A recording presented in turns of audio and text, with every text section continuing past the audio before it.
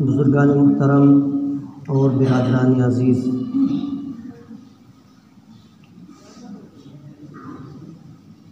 आज एक आम वबा जो मुआशरे के अंदर आम हो चुकी है, उसके ताल्लुक़ से कुछ अर्ज़ करने का इरादा है। और वो वबा है अइम्मा उलमा की बेहुरमती, उनकी बेइज़्ज़ती, उनकी शान में नाज़ेबा कलिमात कहना। अल्लाह के रसूल अलैहिस्सलातु वस्सलाम का इरशाद गिरामी है, अल मुस्लिमु मन सलिमल मुस्लिमून मिन लिसानिही व यदिही, कि पक्का और सच्चा कामिल तरीन मुसलमान वो है जिसकी ज़बान और हाथ से दूसरे मुसलमान महफूज रहें। जिस इंसान की ज़बान से या हाथ से दूसरे मुसलमानों को तकलीफ़ पहुंचती है वो पक्का मुसलमान नहीं है। और एक हदीस के अंदर मुसलमान की क़ैद के बग़ैर इरशाद फरमाया अल्लाह के रसूल अलैहिस्सलातु वस्सलाम ने कि कामिल मुसलमान वो है जिसके हाथ और ज़बान से दूसरे लोग महफूज रहें, चाहे वो मुसलमान हो चाहे गैर मुस्लिम हो। अगर कोई इंसान मुसलमान होने के बावजूद किसी दूसरे इंसान को तकलीफ़ पहुंचाता है, चाहे ज़बानी तकलीफ़ हो चाहे हाथ पैर से तकलीफ़ हो या इशारात से तकलीफ़ हो, उसके किसी भी फ़ेल से दूसरे इंसान को अगर तकलीफ़ पहुंच रही है तो वो कामिल मुसलमान नहीं है।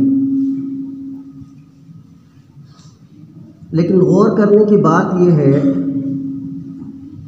कि मुआशरे के अंदर जिन लोगों का अल्लाह और उसके रसूल सल्लल्लाहु अलैहि वसल्लम ने मकाम सबसे बुलंद और अफजल तरीन बतलाया है, आज मुसलमानों ने उनके मकाम को कौम के ज़लील तरीन लोगों से भी नीचे गिरा दिया है।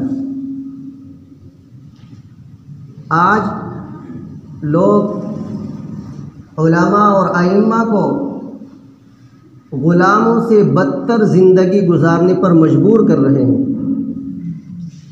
जिस इंसान की मुआशरे के अंदर दो पैसे की हैसियत नहीं है, वो जो चाहे इमाम के सामने बक दे, इमाम को जो चाहे कह दे, और दूसरे लोग भी उसको आसानी से सुन लेते हैं। दूसरे लोगों के कानों पर भी जूं तक नहीं रेंगती कि इस इंसान को रोका जाए। मुआशरे के अंदर फ़साद की सबसे बड़ी वजह यही है, और मुसलमानों के दुश्मनों की चाल भी यही है कि किसी तरीक़े से मुसलमानों के दिलों के अंदर इनके उलमा की, इनके इमामों की नाक़दरी पैदा की जाए।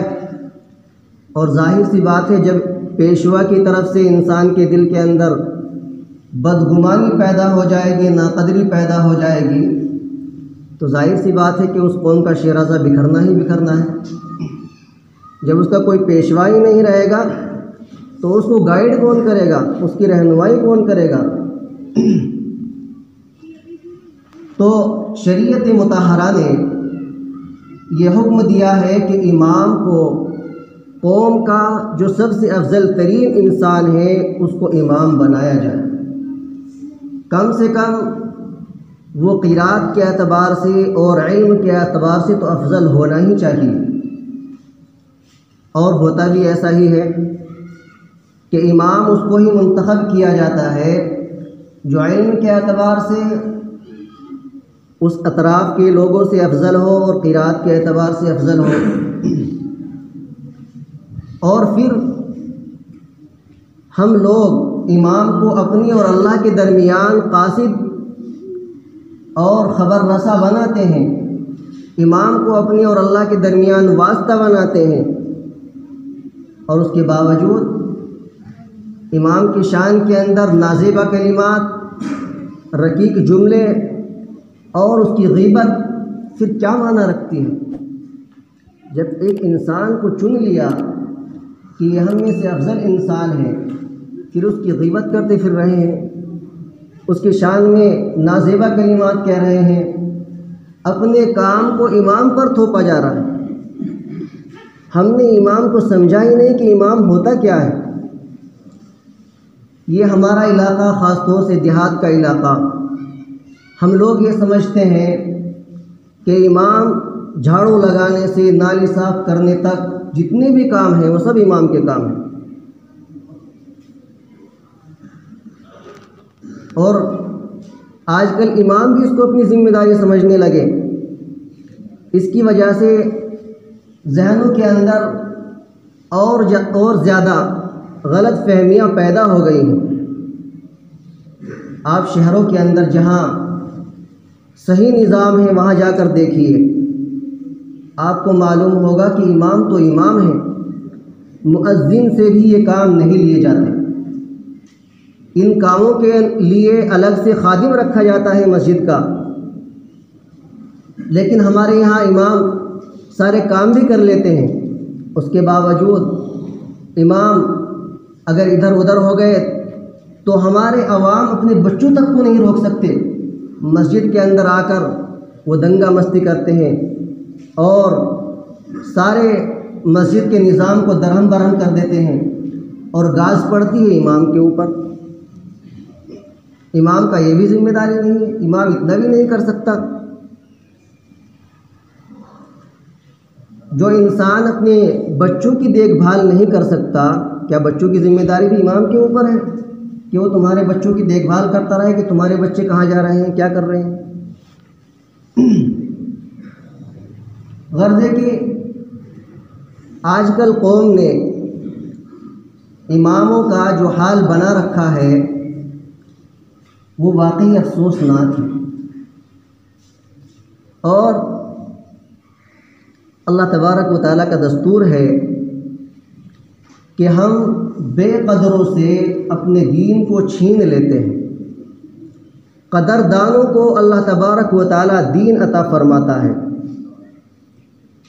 आपने देखा होगा कि हिंदुस्तान के अंदर बहुत सारे इलाके ऐसे हैं कि जो एक ज़माने के अंदर इल्म का मरकज़ कहे जाते थे।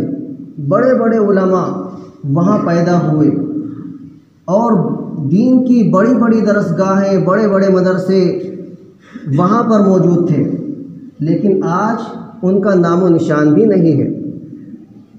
ऐसा क्या हो गया कि इतने से अरसे में वहाँ नामो निशान भी मिट गया। इसकी वजह सिर्फ़ और सिर्फ यही हुई कि लोगों ने नाकदरी शुरू कर दी और लोगों ने इल्म की तरफ मुतवज्जह होना बंद कर दिया। तो ऐसा ज़माना आया कि नामो निशान भी ख़त्म हो गया।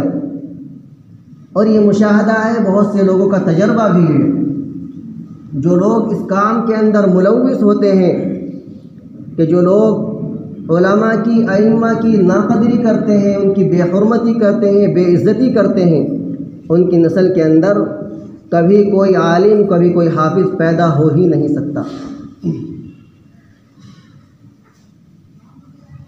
तो इसलिए अपने उलमा की, अपने अइम्मा की कदर करनी चाहिए।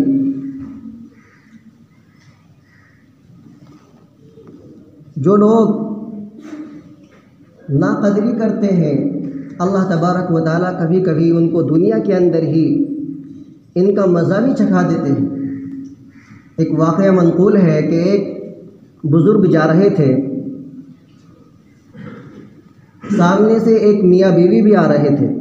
कुछ देर पहले बारिश हुई थी, रास्ते में कीचड़ वगैरह था। तो जब ये उनके पास से गुज़रे तो इन बुज़ुर्ग के जूते से कुछ कीचड़ उड़ा और उस औरत के कपड़ों पर लग गया।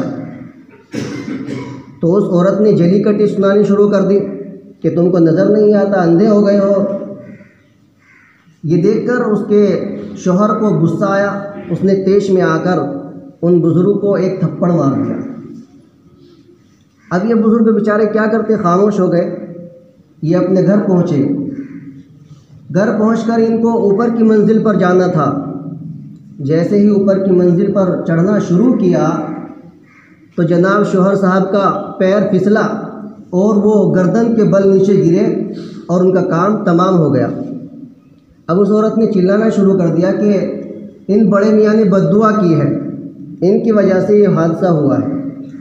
तो महल्ले के लोग उनके पास गए कि बड़े मियाँ, आप तो बड़ी उम्र के, पक्की उम्र के आदमी हैं, नौजवान से गलती हो गई थी, आपने क्यों बद्दुआ कर दी उनके लिए? तो बड़े मियाँ कहने लगे कि भाई मैंने तो बद्दुआ नहीं की, मैंने बद्दुआ नहीं की इनके लिए। वो कहने लगे फिर ये कैसे हुआ? तो बड़े मियाँ कहने लगे कि जब इसकी बीवी को तकलीफ़ पहुंची तो इसके पक्ष के लिए इसका शौहर खड़ा हुआ और उसने मुझे थप्पड़ मार दिया। जब मुझे थप्पड़ लगा तो मुझसे जिसको मोहब्बत थी अब उसको गुस्सा आया और उसने मेरा पक्ष कर दिया।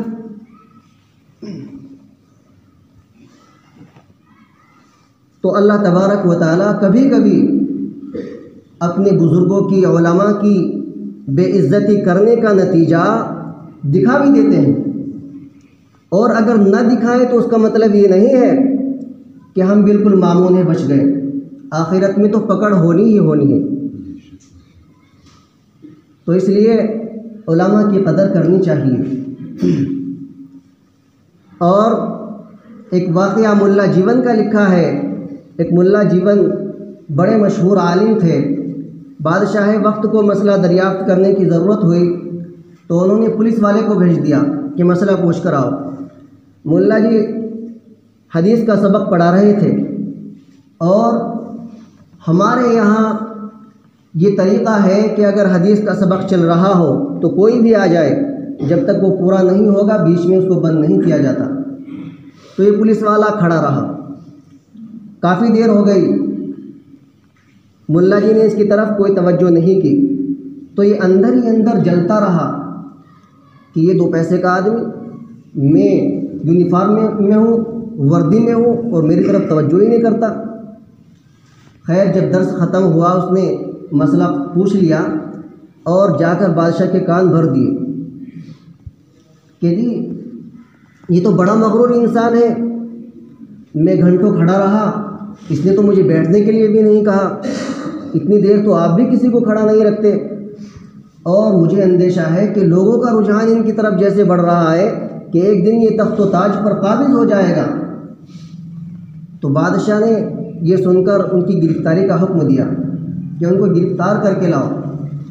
बादशाह का बेटा वो मुल्ला जी का शागिर्द था, उनके सामने पढ़ा हुआ था। ये सुनकर वो दौड़ता हुआ आया और उस्ताद जी को बताया कि मेरे अब्बू ने आपकी गिरफ्तारी का वारंट जारी कर दिया है। तो मुल्ला जी ने कहा कि हमारा लोटा उठा कर लाओ और हमारा मुसल्ला लाओ, हम वज़ू करेंगे। तो जब इस बादशाह के लड़के ने ये देखा तो भागा हुआ अपने बाप के पास आया और आकर कहा कि अब्बा जी, मुल्ला जी वज़ू करके मुसल्ले पर बैठने वाले हैं, कहीं ऐसा ना हो कि तुम्हारी नस्लें ही बर्बाद हो जाए। तो लिखा है कि बादशाह उस वक्त नंगे पैर बैठा था और नंगे सर था। वो नंगे पैर ही दौड़ता हुआ मुल्ला जी के कदमों में आकर गिरा कि मुल्ला जी मुझे माफ़ कर दीजिए, कहीं ऐसा ना हो कि आप बद्दुआ कर दें और मेरी नस्लें तबाह हो जाए। तो देखिए जो अल्लाह वाले होते हैं और जिनसे दीन का ताल्लुक़, जिनका दीन से ताल्लुक़ है, वो किसी न किसी दर्जे में अल्लाह वाले हैं ही। दुनिया वाले माने या ना माने, जो भी अपना ताल्लुक़ दीन से कायम रखता है वो अल्लाह वाला बन जाता है।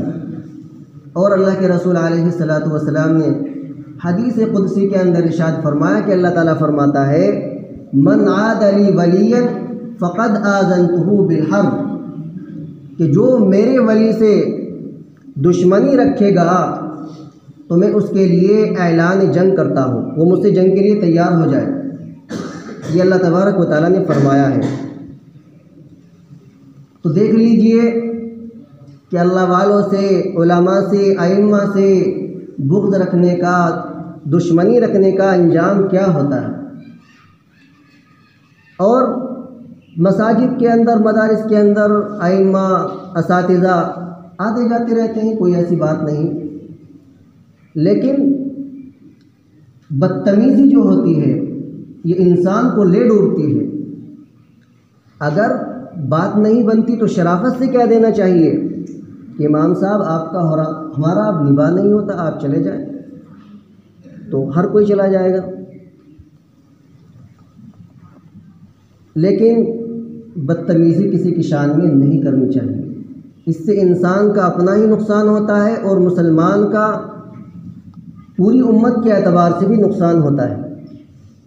इसलिए जिस पर दिल मुतमईन हो उसको रखें, लेकिन किसी को तकलीफ़ पहुंचाना ये बहुत बुरी बात है। मैंने हदीस पढ़ी आपके सामने कि जो इंसान किसी को तकलीफ़ पहुंचाए वो पक्का मुसलमान है ही नहीं। तो जो इमाम होता है तो वो आला दर्जे का इंसान होता है, आलिम होता है आला दर्जे का इंसान होता है, क्या उसको तकलीफ़ पहुंचाना जायज़ है? उसकी शान के अंदर गलत जुमले निकालना और उसकी पीठ पीछे गीबत करते रहना, ये कौन सा सवाब का काम हो सकता है?